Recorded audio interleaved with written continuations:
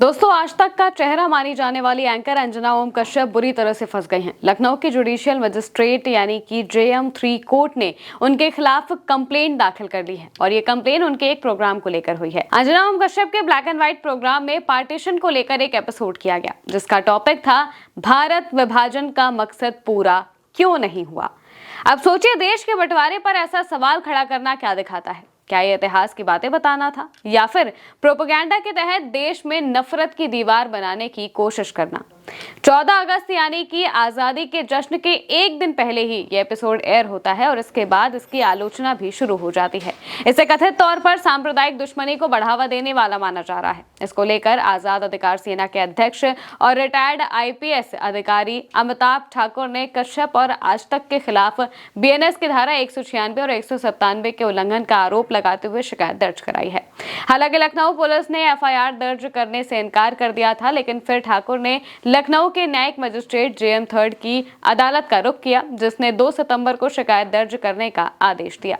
आप अमिताभ ठाकुर की वो पूरी बात भी सुनिए। 14 अगस्त 2025 को आज तक न्यूज चैनल के ब्लैक एंड व्हाइट कार्यक्रम में एंकर सुश्री अंजना ओम कश्यप द्वारा प्रस्तुत कार्यक्रम को प्रथम दृष्टया भारतीय न्याय संहिता के कतिपय धाराओं में आपराधिक कृत्य मानते हुए मेरे द्वारा प्रस्तुत परिवाद पर क्षत्रिय अधिकारिकता के आधार पर सुनवाई करते हुए न्यायिक मजिस्ट्रेट तृतीय लखनऊ ने परिवाद दर्ज करने के आदेश देते हुए मुझे 30 सितंबर को अपने बयान दर्ज करने के निर्देश पारित किए हैं। दोस्तों, शो में बंटवारे के धार्मिक आधार को एनालाइज किया गया था और बताया गया कि बहुत बड़ी आबादी में से केवल 96 लाख मुसलमान ही पाकिस्तान गए, जिससे ये संकेत मिलता है कि विभाजन का उद्देश्य अधूरा रह गया।